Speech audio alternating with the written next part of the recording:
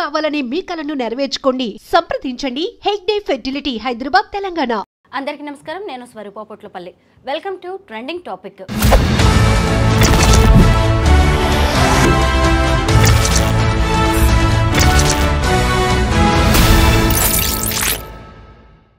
ప్రకృతి అందాల నెలవైన జమ్మూ కాశ్మీర్ రక్తమోడుతోంది. పహల్గాంలో జరిగిన ఉగ్ర దాడితో దేశమంతా వణిగిపోతోంది. ఇది రాజకీయ సమస్య, మతమా, మానవత్వమా, లేదంటే ఇంకొకట దీని వెనక ఉన్నది అని దీని మీద విపరీతంగా చర్చ అయితే జరుగుతోంది. ప్రస్తుతం నాతో పాటు సోషల్ యాక్టివిస్ట్ కృష్ణకుమారి గారు ఉన్నారు. ఆవిడతో మాట్లాడదాం. నమస్తే కృష్ణకుమారి గారు. చూశారు కదా, అసలు ఉగ్రవాదుల దాడిలో 27 మంది చనిపోయారు. ఇంకొంతమంది పరిస్థితి కూడా క్రిటికల్గా ఉంది. దీని మీద పౌరులుగా మనం ఎలా స్పందించాలి? మొదటగా అండి, ఈ చనిపోయిన వారి ఆత్మకి శాంతి కలగాలి ఒకటి. రెండోది, ఆ కుటుంబాలకి మన తరఫు నుంచి ఒక భారతదేశ పౌరులుగా మన బాధ్యత అది. వాళ్ళకి ప్రగాఢ సానుభూతి, వాళ్ళకి ధైర్యం కావాలి. ఇప్పుడు ప్రస్తుతం ఒక చావుని అంత దగ్గరగా చూసిన తర్వాత దాని నుంచి కోలుకోవడం అంత ఈజీ కాదు. సరే, వాళ్ళకి ఆ మనోధైర్యం కావాలని కోరుకుందాము. ఈ సందర్భంగా కొడుకుల్ని కోల్పోయిన తల్లులు, అలాగే భర్తల్ని కోల్పోయిన భార్యలు, ఒకవేళ పిల్లలు ఉంటే పిల్లల్ని కోల్పోయిన తండ్రులను కోల్పోయిన పిల్లలు, ఈ ముగ్గురు పరిస్థితి చాలా దయనీయంగా ఉంటుంది. చాలా బాధాకరమైన విషయం. వాళ్ళకి డబ్బులు ఉండొచ్చు, డబ్బులు లేకపోవచ్చు, ఉద్యోగాలు ఉండొచ్చు. అది కాదు, ఒక మనిషిని కోల్పోవడం అంటే ఏంటో కోల్పోయిన వాళ్ళకే తెలుస్తుంది. ఎవరికి అర్థం కాదు వేరే వాళ్ళకి. సరే, ఎనీవే, వాళ్ళు ధైర్యంగా ఉండాలి అనేది ముందుగా మన మాట. ఇక మిగతా పౌరులుగా ఎలా స్పందిస్తాము అనేది చూస్తే గనక, ఇది అసలు టెర్రరిజము అనేదే అంతకంటే ఒక నరకప్రాయమైంది ఇంకొకటి ఉండదు. అంటే నా ఉద్దేశం, టెర్రరిస్టులకి మనం వాళ్ళ గురించి పాపం వాళ్ళు నరకంలో ఉన్నారని కాదు ఇక్కడ అర్థం. వాళ్ళు సృష్టించేది ఏదైతే ఉందో, ఒక వినాశనం ఏదైతే ఉందో, భూలోక నరకం అంటే అదే. భూతల స్వర్గాన్ని భూలోక నరకంగా మార్చేశారు.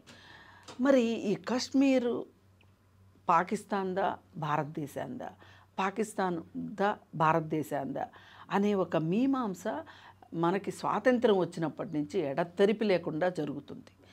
ఈ ఈ ఈ కాన్సెప్ట్ని పెట్టుకుని, ఈ ఒక్క అంశాన్ని పెట్టుకుని ఎన్నో రాజకీయ పార్టీలు వాళ్ళ రాజకీయ ఏమనాలి, ఒక రాజకీయ లబ్ధిని పొందాయని చెప్పొచ్చు. ఎన్నో ప్రభుత్వాలు మారినాయి ఈ ఒక్క కారణంతో నెహ్రూ లాంటి వాళ్ళు ఈ రోజుకి బొడ్డోడని గాడిదలతోటి కూడా తిట్లు తినాల్సిన పరిస్థితి.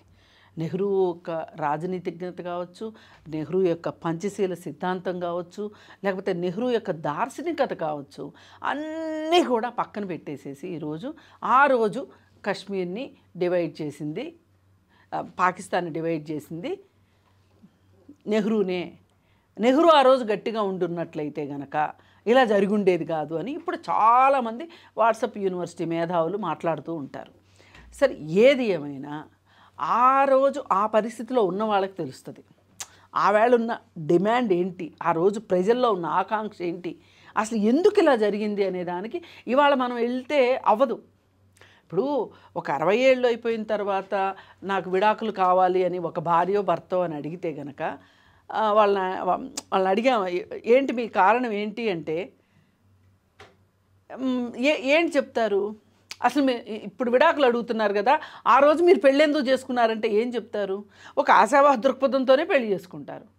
అలాగే ఇది కూడా ఆ వేళ ఉన్న పరిస్థితులకి, కాలమాన పరిస్థితులకు అనుగుణంగా ఆ నిర్ణయం తీసుకున్నారు. అది భవిష్యత్తులో కొన్నిసార్లు మంచి అయింది, కొన్నిసార్లు చెడ్డయింది. ఏది ఏమైనా జరిగిపోయిన విషయాల గురించి ఇప్పుడు మనం చర్చించే ఉపయోగం లేదు. సరే, ఈ మధ్యకాలంలో చాలా కొత్త విషయాలు, కొత్త నిర్ణయాలు, కొత్త చట్టాలు చేశారు. ఆర్టికల్ 370 రద్దు చేశారు.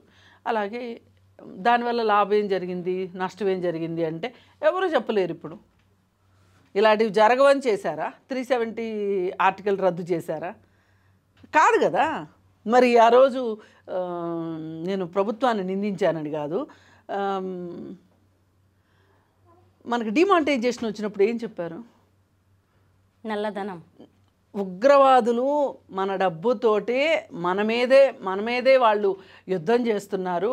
ఆ ఉగ్రవాదం నుంచి ఈ దేశాన్ని రక్షించాలి, ఉగ్రవాదం నుంచి రక్షించాలి అని అంటే నేను మంచి కరెన్సీని నేను కనిపెడుతున్నాను అని మోడీ చెప్పిన దానికి ఇవాళ ఏం జరిగింది? ఇప్పుడు వాళ్ళు చెప్పిందేగా నేను చెప్తుంది, నేనేం కొత్తగా చెప్పట్లేదు కదా.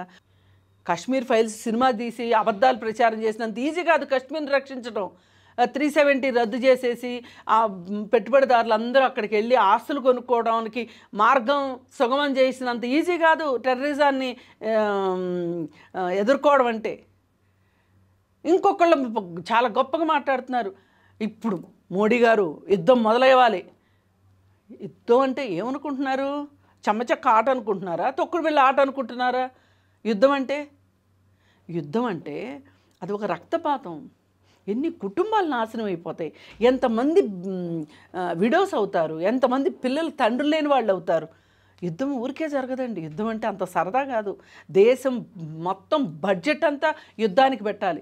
ఇవాళ ఉక్రెయిన్ రష్యా ఏమైందో చూస్తున్నాం కదా, హమాసు అవి ఇజ్రాయిలు పాలస్తీనా ఏమవుతుందో చూస్తున్నాం కదా. ఇవన్నీ చూసి కూడా బుద్ధి జ్ఞానం లేనట్లు యుద్ధం చేయాలంట. ఇప్పుడు మనం ఆలోచించాల్సింది ఏంటి?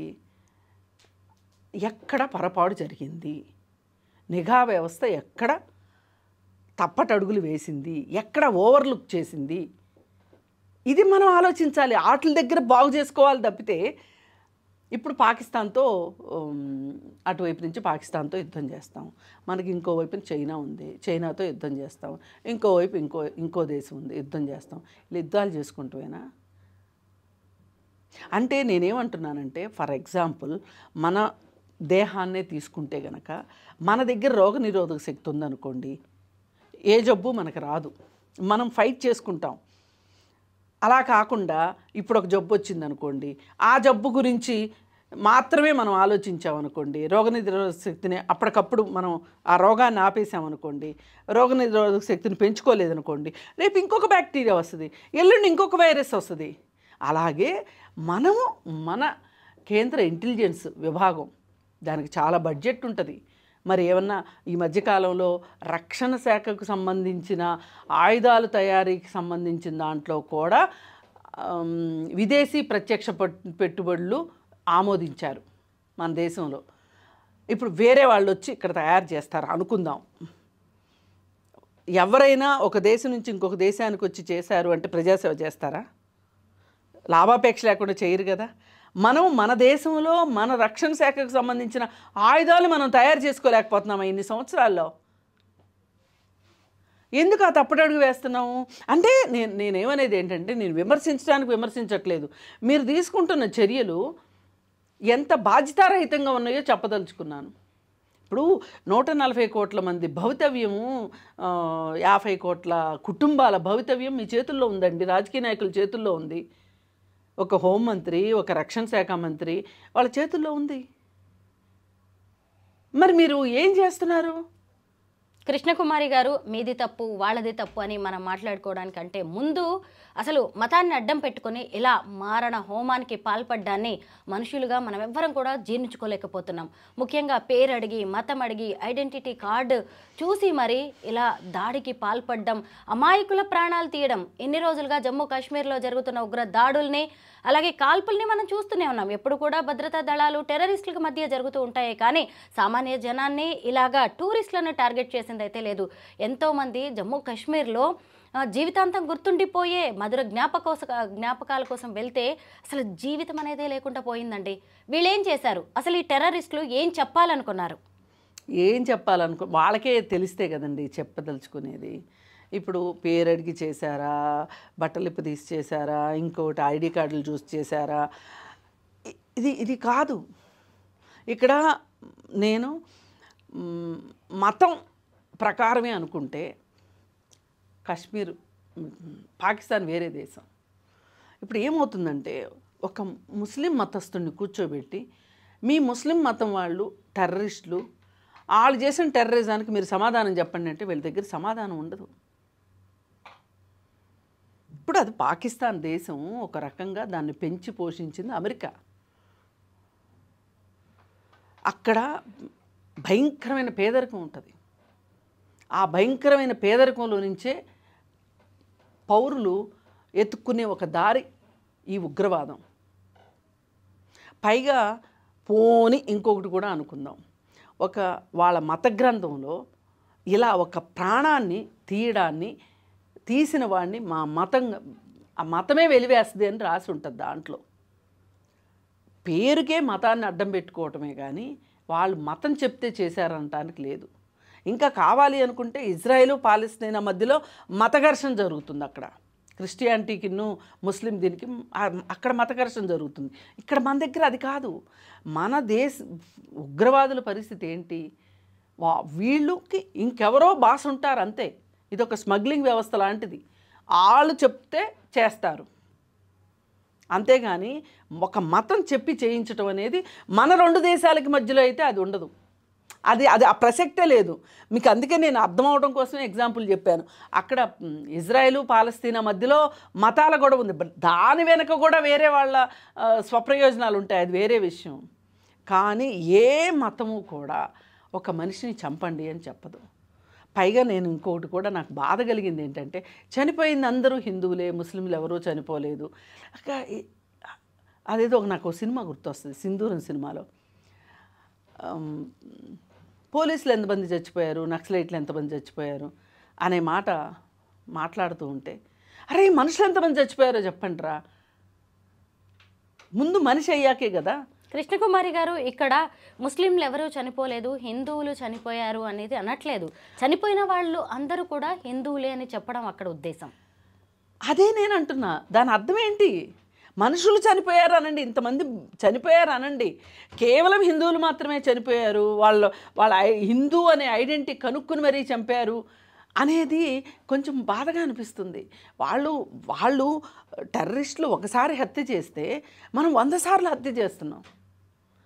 ఇప్పుడు ఇవాళ దేశంలో అట్టుడికిపోతున్నారు సామాన్య ప్రజలు. బాధగా ఉండదండి మన దేశం వాళ్ళు చనిపోయారంటే మనకి? కానీ రాజకీయాల కోసం మాట్లాడొద్దు, రక్షణ కోసం మాట్లాడండి. ఈ దేశ పౌరుల రక్షణ ప్రభుత్వాలదే, అవునన్నా కాదన్నా. ఇప్పుడు ఒక పిల్లవాడు తప్పు చేస్తే లేదు ఇంకేదన్నా ఆ పిల్లవాడికి అన్యాయం జరిగితే ఫస్ట్ ఎవరి గురించి మాట్లాడతారండి? తల్లిదండ్రుల గురించే మాట్లాడతారు కదా.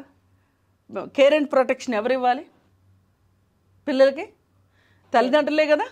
మరి ఇప్పుడు ఈ దేశంలో ఉన్న ప్రజలందరికీ తల్లిదండ్రులు లాంటి వాళ్ళు ఎవరు? ప్రభుత్వం. బాగా జీతాలు తీసుకుంటున్నారుగా, మరి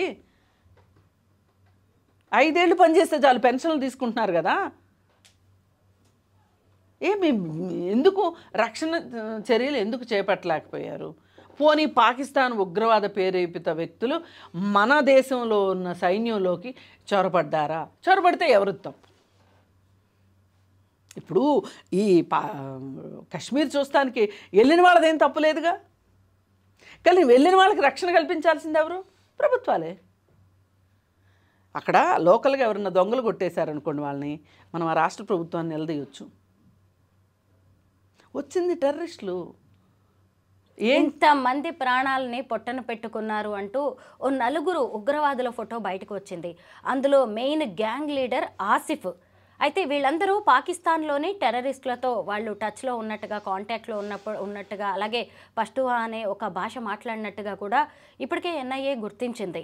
ఏంటి ఇటువైపు చూసినప్పుడేమో పాకిస్తాన్ అసలు మాకు సంబంధం లేదు ఈ అటాక్తో అని ఇటువైపు పాకిస్తాన్ ప్రభుత్వం ప్రకటిస్తోంది. ఎవరు చేసిన హత్యలు ఇవన్నీ?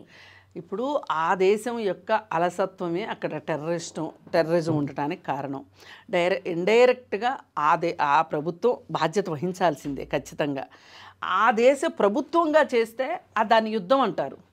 ఆ దేశంలో ఉన్న ఒక గ్యాంగ్ చేస్తే అది టెర్రరిజం అంటారు, టెర్రరిస్ట్ మోక్ అంటారు.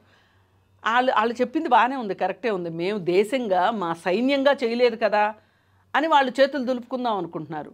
కానీ టెర్రరిస్టులు మీ దేశంలో ఉండి మీ దేశాన్ని నష్టం చేసినట్లుగానే మా దేశాన్ని కూడా, ఇప్పుడు మన దేశంలో అయితే జరగవు కానీ అంత దారుణమైనవి. ఇప్పుడు లాహోర్లో బాంబు పేలింది, ట్రక్కులో బాంబు, మానవ బాంబు అని ప్రతి సంవత్సరంలో కనీసం ఒక 500-600 మంది పాకిస్తాన్ పౌరులు, అమాయక పౌరులు చనిపోతారా లేదా? వాళ్ళ గురించి మనకెందుకు అంటే రీజన్ ఏంటంటే పుట్టింది అక్కడ కాబట్టి, వాళ్ళు వచ్చి మన మీద పడుతున్నారు కాబట్టి, మన మీద పడకుండా చేసుకోవాల్సిన బాధ్యత మనది కాబట్టి ఇప్పుడు దొంగ వచ్చాడండి, దొంగ దొరకలేదు, అలా అని ఎవడో వచ్చి చేశాడు కాబట్టి నేను హాస్పిటల్లో తీసుకెళ్ళను అంటే ఎలా ఉంటుంది? తీసుకెళ్లాల్సిందే కదా. నేను అందరికీ అర్థమయ్యే భాషలో చెప్తున్నా. ఏది ఏమైనా ప్రభుత్వాలు ప్రగల్భాలు పలికినంత ఈజీ కాదు ప్రభుత్వాలు నడపటం. అందుకని దయచేసి మీరు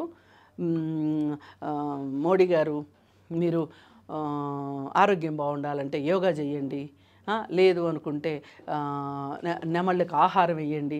ఇవి కాదండి మీ దగ్గర నుంచి మేము ఎక్స్పెక్ట్ చేసేది. సామాన్య ప్రజలు ఎక్స్పెక్ట్ చేసేది ఏంటి అంటే కేర్ అండ్ ప్రొటెక్షన్. పైగా ఇంకొకటి, వీళ్ళు దాడికి పాల్పడిన తర్వాత వాళ్ళతో పాటు ఉన్న అక్కడ విక్టిమ్స్ ఉంటారు కదా, చనిపోయిన వాళ్ళతో ఈ టెర్రరిస్టులు మాట్లాడారు, వెళ్ళి మీ నరేంద్ర మోదీకి చెప్పండి అని చెప్పి. ఇంకొక వైపు చూసినప్పుడు అసలు మన దేశంలోని టూరిస్ట్ స్పాట్స్ను చూడడానికి ఎంతోమంది పర్యాటకులు వస్తూ ఉంటారు విదేశాల నుంచి.